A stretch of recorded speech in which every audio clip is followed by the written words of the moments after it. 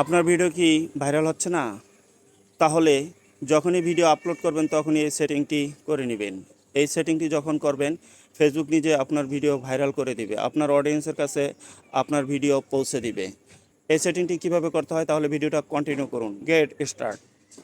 চলে আসলাম মোবাইল স্ক্রিনে। এখন চলে আসবো অফিসিয়াল ফেসবুক অ্যাপসে, ক্লিক করলাম। আপনি এখন রিল ভিডিও যেটা আপলোড করবেন, যে প্লাস আইকনের উপর ক্লিক করতে হবে, ক্লিক করলাম।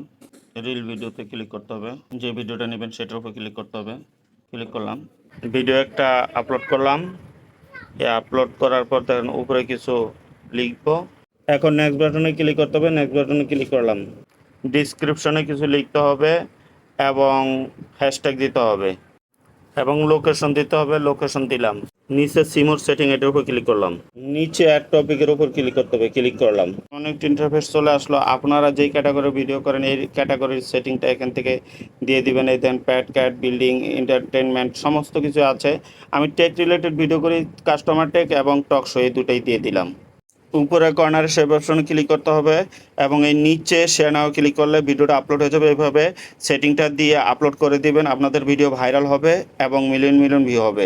ভিডিওটা ভালো লাগলে শেয়ার করে দিবেন, নিজের কাছে টাইমলাইনে রাখবেন। ভালো থাকুন, সুস্থ থাকুন, আল্লাহ হাফেজ।